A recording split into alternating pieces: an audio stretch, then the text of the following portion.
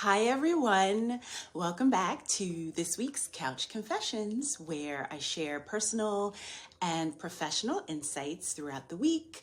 What happened on the couch personally and what happened on the couch professionally.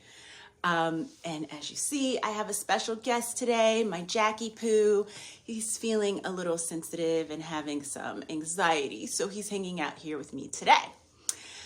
I do have some special things to share. The first thing is in the description below, you'll find a brief quiz that I designed to help you match with the best support for you.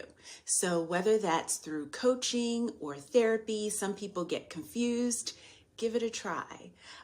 It does ask you to put your email in at the beginning, but don't worry, I'm not doing anything with your email. You're not going to get tons of emails from me. It's just so I kind of know who's out there and, get a vibe of you guys. So things I'm talking about today: connection, dating with AI, polyamory, and I think that's it.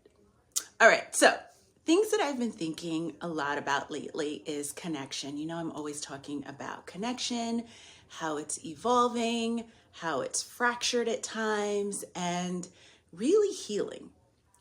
You know that here on the couch, I confessed that the world of relationships is, changing. It looks different today than it did when I was growing up and when I was, when I got married and all the things. It's no longer just about two people sometimes sharing a dinner date. And what I've learned from some of my clients, that it can be about AI partners, which I never thought about before, and also polyamory, which I have heard about before, and just alternative ways of connecting that I think challenge our old paradigms. And I do think that's okay. I talk a lot, even here, about challenging old paradigms of relationships and looking at new ways of connecting. So some of my clients, for instance, have been exploring partnerships with AI. Imagine that. That is something I never thought would happen, but I'm not judging it, okay? It's a relationship where your partner is an algorithm that listens, understands, and even adapts to your moods in ways human partners sometimes can't. Now, I'm not saying, you guys know that I'm all about authentic connection, being with people, all the things. But I'm just, listen, if my clients are talking about it, if people are talking about it, I'm going to talk about it. So again, it connects what I've heard in ways that sometimes humans can't. And I think it's fascinating, a little unnerving as well. It's fascinating and unnerving at the same time. So these connections can be endlessly patient, endlessly curious.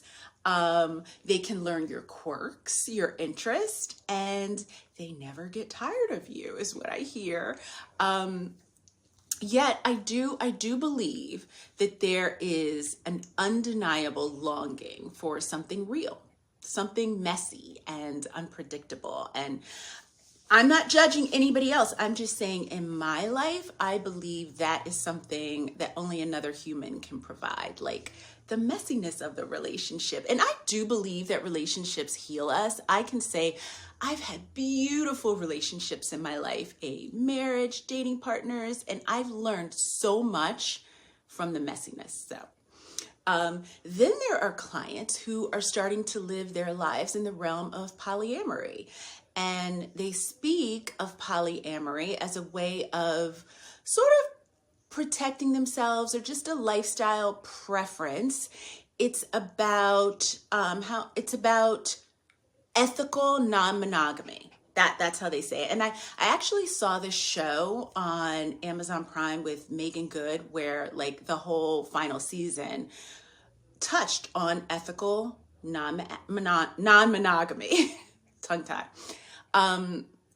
And so they're open to multiple relationships, and they're thriving in them, and they're constructing networks of trust and communication that defy the traditional single partner model. And some of the things, like if you read up about it, because I've had to read up about it because a lot of my clients are into this lifestyle, it really forces you to communicate and talk through things that I think all couples should be doing. But because in this paradigm, communication is so important, it forces them to do it.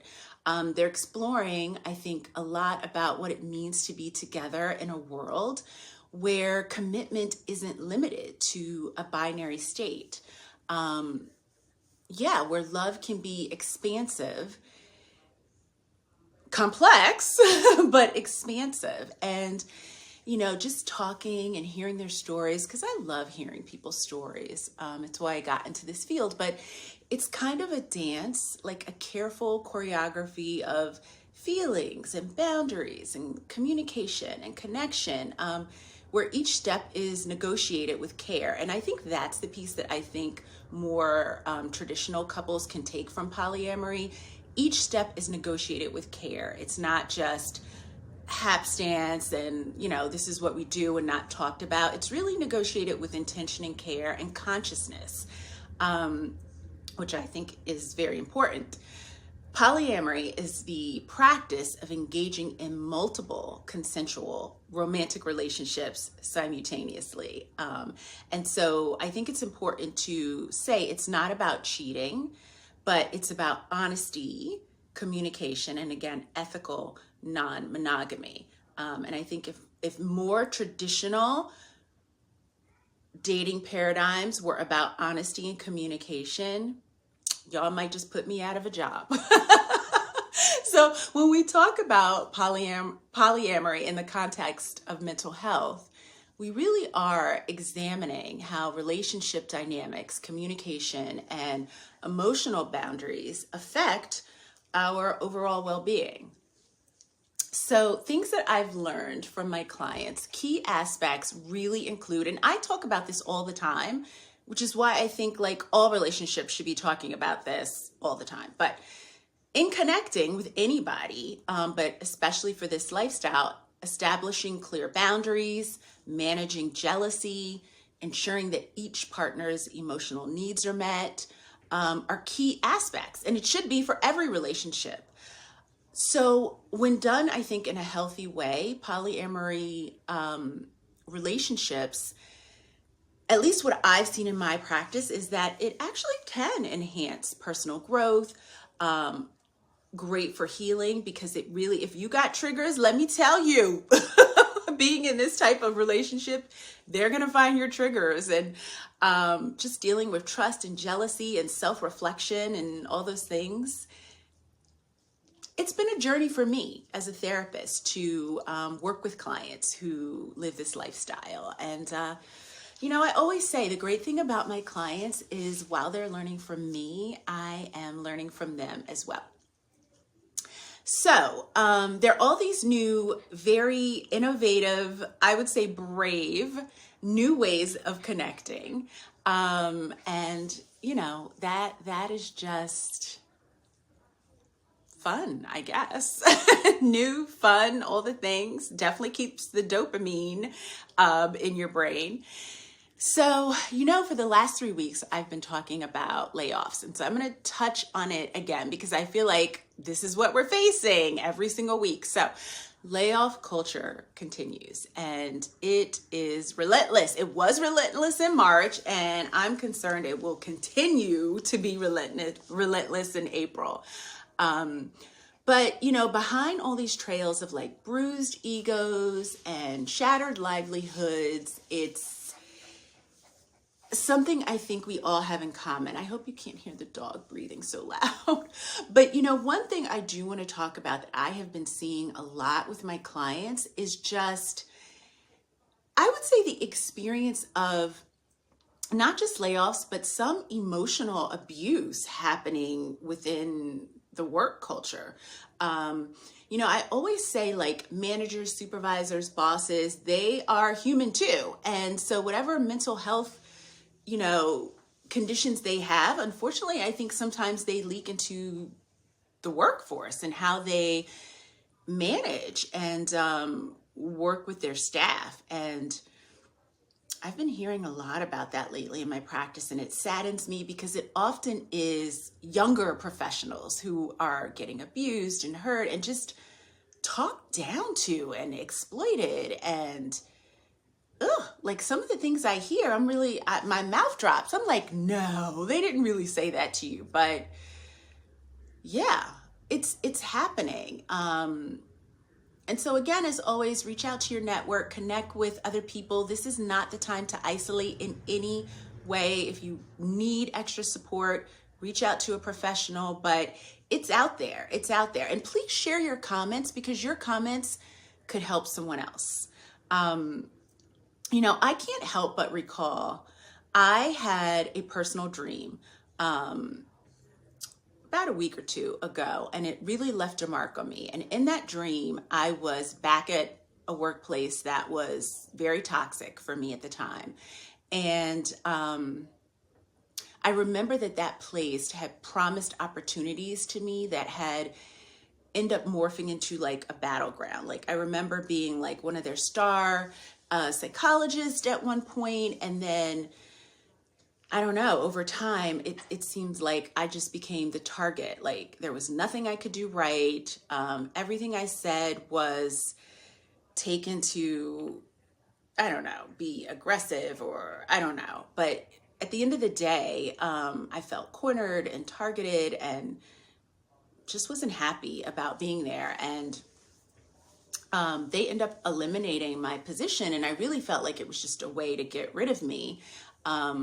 But I remember going into meetings and feeling like every meeting there were like whispered conversations about me, or that everything felt like a tactical maneuver designed to like just chip away at me, my job, my confidence. And I can remember like struggling to survive in that environment. And I felt like the rules were constantly shifting.